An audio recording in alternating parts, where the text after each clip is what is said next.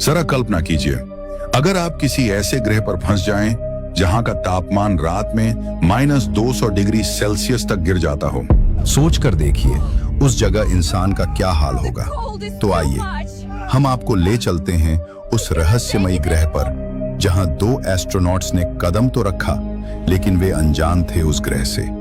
और फिर जो हुआ उसने पूरी दुनिया को हैरान कर दिया। साल था 1982।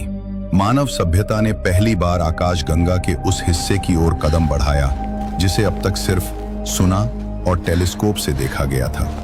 ब्रह्मांड के एक हिस्से में स्थित था एक ऐसा रहस्यमयी ग्रह जिसका नाम ज़िफ़ोरा नॉटी। एक ऐसा ग्रह जो रहस्यमयी तरंगों और असामान्य तापमान संकेतों की वजह से दशकों से वैज्ञानिकों की जिज्ञासा का केंद्र बना हुआ था। 2 एस्ट्रोनॉट्स, डॉक्टर विलियम और डॉक्टर क्लारा, एक अंतर्राष्ट्रीय स्पेस मिशन के तहत उस रहस्यमयी ग्रह पर रिसर्च के लिए भेजे गए। उनका उद्देश्य था ये पता लगाना कि क्या ज़िफ़ोरा नॉटी ग्रह पर वास्तव में जीवन मौजूद है या ये भी हमेशा की तरह एक अनसुलझी पहेली ही साबित होगा। इसी खोज के लिए वे अपने साथ छोटे पौधे, कुछ कीड़े मकोड़े और पानी के सैंपल खास डिब्बों में बंद करके लेकर निकले थे। लेकिन उन्हें जरा भी अंदाजा नहीं था कि ये मिशन एक ऐसे सफर में बदल जाएगा जहां जरा सी चूक उन्हें हमेशा के लिए ज़िफ़ोरा नॉटी की अंधेरी गहराइयों में कैद कर सकती है। 16 दिनों तक दोनों एस्ट्रोनॉट्स अंतरिक्ष में सफर करते रहे और इस दौरान विलियम और क्लारा कभी गंभीर चर्चाओं में तो कभी हल्की हंसी मजाक में अपना समय गुजारते रहे। देखते देखते वे दोनों पृथ्वी से लाखों किलोमीटर दूर निकल आए थे और फिर उसी खामोश सफर के बीच उन्हें आखिरकार ज़िफ़ोरा ग्रह की कॉन्फर्मेशन मिली। स्पेसक्राफ्ट की खिड़की से झांकते ही उनकी आंखें एक अद्भुत दृश्य से चमक उठीं। उनके सामने एक रहस्यमयी ग्रह तैर रहा था जिसकी सतह से अजीब सी रोशनी निकल रही थी। डर और घबराहट के बीच आखिरकार दोनों ने हिम्मत की और अपने स्पेसक्राफ्ट को उस ग्रह की सतह पर उतारा। लेकिन जैसे ही जहाज ने जमीन को छुआ, विलियम और क्लारा ये सब देखकर हैरान रह गए। उनके मन में यही सवाल उठ रहा था, क्या सचमुच ऐसी भी जमीन हो सकती है? क्योंकि ग्रह की सतह काली और सफेद सतह से ढकी थी, मानो अंतहीन अंधकार से बनी हो। दोनों ने एक दूसरे की ओर देखा कि ये ग्रह किसी साधारण जगह जैसा नहीं था। ये ग्रह अपने आप में एक रहस्य था। स्पेसक्राफ्ट से बाहर कुछ कदम रखते ही दोनों के शरीर में एक करंट सी दौड़ गई। वे अभी आसपास का नजारा समझ ही रहे थे कि अचानक कैमरे और बाकी सारे इलेक्ट्रॉनिक उपकरण एक एक कर बंद होने लगे। हैरानी और घबराहट के बीच विलियम और क्लारा फौरन वापस स्पेसक्राफ्ट की तरफ भागे। उन दोनों की दिल की धड़कनें इतनी तेज थीं कि मानो कानों में गूंज रही हों। उन्हें जरा भी अंदाजा नहीं था कि ज़िफ़ोरा की सतह पर तापमान -190 डिग्री सेल्सियस से भी नीचे गिर चुका होगा। स्पेसक्राफ्ट के अंदर लौटते ही दोनों ने राहत की सांस ली, लेकिन उनके चेहरे अब भी सफेद पड़े थे। विलियम ने कहा, क्लारा, अगर उपकरण यहाँ काम नहीं कर रहे तो बाहर हम लोग रिसर्च कैसे करेंगे? अचानक दोनों का ध्यान स्पेसक्राफ्ट के इंजन पर गया। स्क्रीन पर एरर लिखा आ रहा था और इंजन धीरे धीरे बंद होने लगा। विलियम ने तुरंत तापमान मापने वाली मशीन बाहर रखी। मशीन पर जो नंबर आया उसे देखकर दोनों हैरान रह गए। -180 डिग्री सेल्सियस। और कुछ ही सेकंड बाद वो मशीन भी बंद हो गई। क्लारा डर से विलियम की ओर देखने लगी। क्लारा ने अचानक चिंता जताते हुए कहा, ऐसी ठंड में तो स्पेसक्राफ्ट का फ्यूल भी जम गया होगा। ये सुनकर दोनों के चेहरे सन पड़ गए। वो समझ गए कि अगर ऐसा हुआ तो उनके पास इस मुसीबत से निकलने का कोई उपाय नहीं है। कुछ देर बाद क्लारा ने धीमी आवाज में कहा, हमारे पास ऐसा कोई इंस्ट्रूमेंट भी नहीं है कि बाहर जाकर कुछ देर भी जिंदा रह सकें। विलियम ने गहरी सांस ली और खिड़की के पार उस अंधेरे ग्रह को देखने लगा। कुछ पल चुप रहने के बाद उसने कहा, क्लारा, ये ठंड धरती जैसी नहीं है। ये हमारी हड्डियों तक जमा देगी। हमें बहुत संभल कर कदम बढ़ाने होंगे क्योंकि अब हमारा धरती से भी कोई संपर्क नहीं है। क्लारा ने धीमी आवाज में सिर हिलाते हुए जवाब दिया, हाँ विलियम। विलियम ने धीरे से सिर झुकाया और नम आंखों से कांपती आवाज में बोला, क्लारा, मैं इस ठंड में मरना नहीं चाहता। मेरी 5 साल की बेटी है। उसकी माँ के गुजर जाने के बाद मैंने कभी उसे अकेला नहीं छोड़ा। मैंने उससे वादा किया था कि मैं वापस जरूर लौटूंगा। क्लारा ने उसकी आंखों में देखा और हिम्मत जुटाकर बोली, कुछ नहीं होगा विलियम, देखना, हम दोनों घर जरूर लौटेंगे, अपने पृथ्वी पर, अपनी उस जिंदगी में जहां तुम्हारी बेटी तुम्हारा इंतजार कर रही है। करीब 14 घंटे बाद दोनों ने हिम्मत जुटाई और बाहर जाने का फैसला किया। जैसे ही उन्होंने स्पेसक्राफ्ट का दरवाजा खोला और कदम बाहर रखा, दोनों आश्चर्यचकित हो गए। जहां कल तक चारों ओर काली मिट्टी फैली थी, वहां अब जमीन सफेद रंग में बदल चुकी थी और तापमान लगभग सामान्य लग रहा था। क्लारा ने हैरानी से कहा, विलियम, लगता है इस ग्रह पर मौसम रात में बदल जाता है। विलियम ने गहरी नजर से चारों ओर देखा और सिर हिलाया। हाँ, ये जगह वाकई किसी रहस्य से कम नहीं, लेकिन पिछली रात की ठंड की वजह से उनके पास जितने भी उपकरण थे सब पूरी तरह बंद पड़े थे। यहाँ तक कि उनके स्पेसक्राफ्ट का फ्यूल भी जम चुका था, जिससे उनका वापसी का रास्ता और भी अनिश्चित हो गया था। यहाँ तक कि मैप और लोकेशन सिस्टम भी काम नहीं कर रहे थे। अब वे दोनों इस ग्रह पर पूरी तरह अनजान और खोए हुए थे। फिर भी हिम्मत जुटाकर उन्होंने तय किया, चाहे जैसे भी हालात हों, हमें रिसर्च शुरू करनी ही होगी। ऐसा लग रहा था मानो पूरे ग्रह पर सफेद चादर बिछा दी गई हो।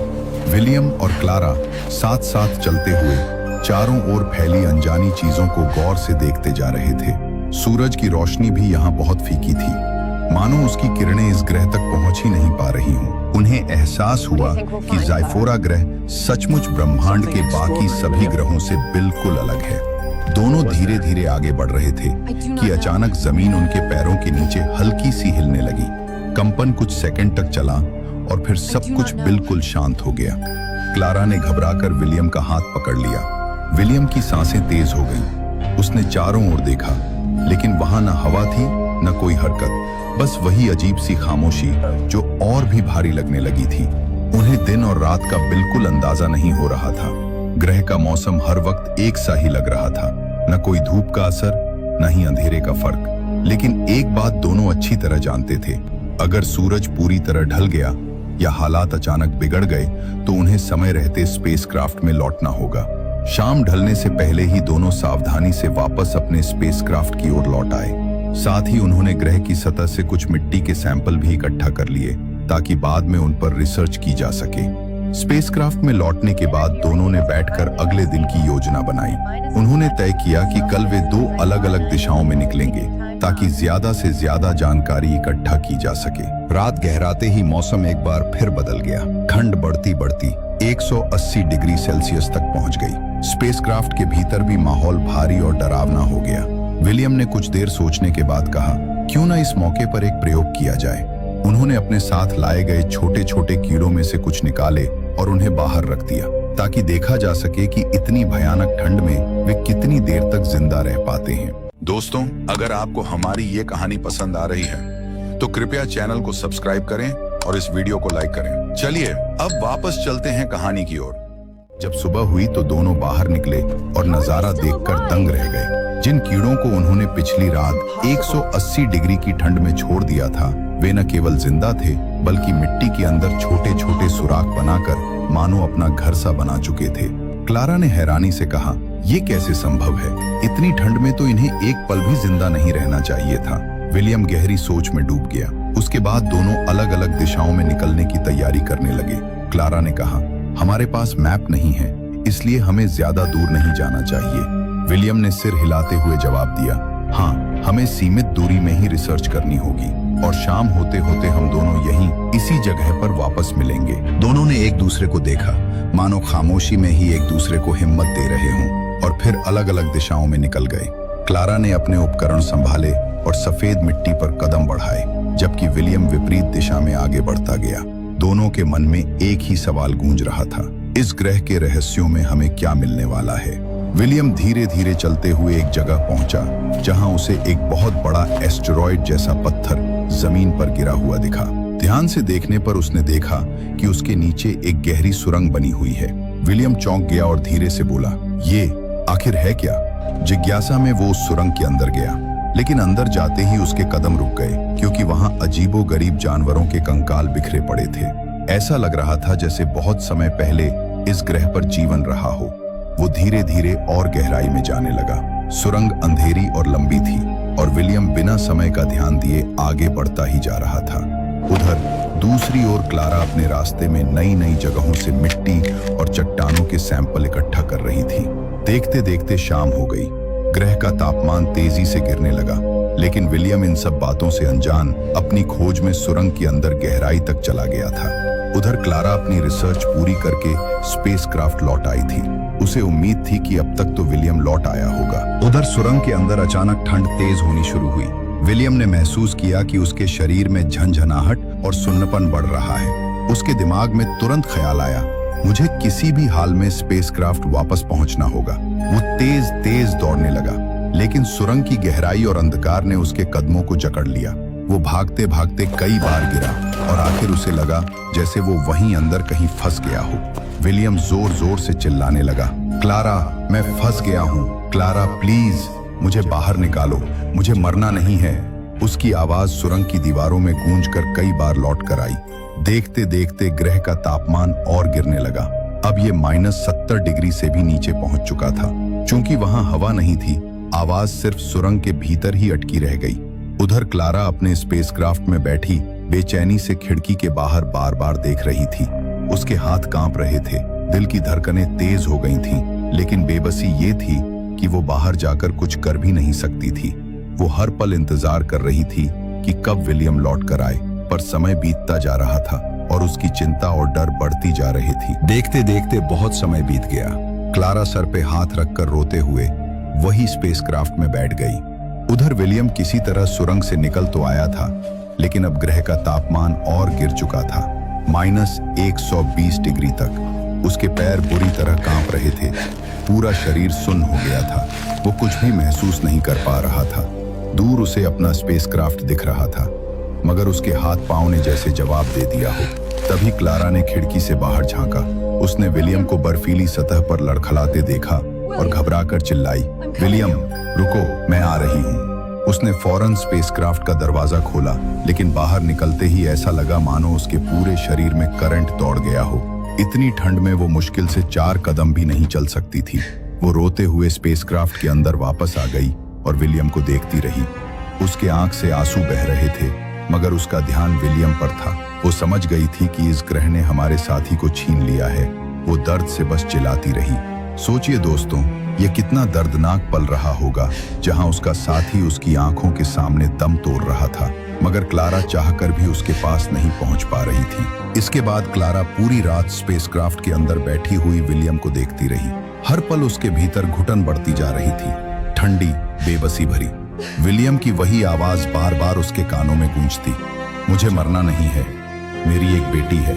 ये यादें उसकी रूह तक को झकझोर रही थी। सुबह हुई तो क्लारा हिम्मत जुटाकर स्पेसक्राफ्ट से बाहर निकली और विलियम के पास गई। वो उसके पास घुटनों के बल बैठ गई और उसका चेहरा छूने लगी। विलियम की सांसें अब रुक चुकी थीं। क्लारा की आंखों से आंसू बहने लगे। उसने कांपती आवाज में कहा, मुझे माफ कर दो, मैं चाहकर भी तुम्हें बचा नहीं पाई। वो रोते रोते उसका हाथ पकड़कर बैठी रही, मानो उसे छोड़ने की हिम्मत ही ना हो रही। फिर उसने वहीं पर विलियम को दफनाया और एक पेड़ लगाया। क्लारा धीरे से बोली, तुम्हारी याद में ये पेड़ मैं लगा रही हूँ। मुझे नहीं पता ये सूख जाएगा या बचेगा, लेकिन भविष्य में अगर कभी मैं इस ग्रह पर आई तो जरूर तुम्हारे पास आऊंगी। William, I miss you. थोड़ी देर बाद उसने गहरी सांस ली और अपने आंसू पोंछे। उसके मन में सिर्फ अब एक ही ख्याल था कि मुझे किसी भी तरह इस ग्रह से निकलना होगा। धरती पर लौटकर सबको यहाँ के बारे में बताना है और सबसे जरूरी विलियम की बेटी को संभालना है। वह उठी और स्पेसक्राफ्ट की ओर देखने लगी। उसके दिमाग में अब बस एक ही सवाल था, कैसे वो जमे हुए फ्यूल को पिघला सकेगी, वो भी शाम होने से पहले। क्योंकि जैसे ही रात ढलेगी तापमान इतना गिर जाएगा कि बाहर निकलना तो दूर, जिंदा रहना भी नामुमकिन हो जाएगा। क्लारा ने चारों ओर नजर दौड़ाई। उसके दिमाग में बस एक ही ख्याल आ रहा था कि अगर किसी तरह गर्मी पैदा कर सकूं तो शायद फ्यूल पिघल जाए। उसने बिना देर किए अपने कपड़े उतार उतार कर जलाने शुरू कर दिए। यहाँ तक कि उसने विलियम के कपड़े भी इकट्ठा किए और उन्हें भी आग लगाने के लिए इस्तेमाल किया। धीरे धीरे धुएं और जलते कपड़ों की गर्मी ने थोड़ी सी नमी पैदा करनी शुरू की। क्लारा कांप रही थी और ये भी जान रही थी, अगर ये तरीका काम नहीं किया तो शायद मैं भी इस ठंड में जिंदा नहीं बच पाऊंगी। देखते देखते 2 घंटे बीत गए, मगर अब तक स्पेसक्राफ्ट के इंजन में कोई हलचल नहीं हो रही थी।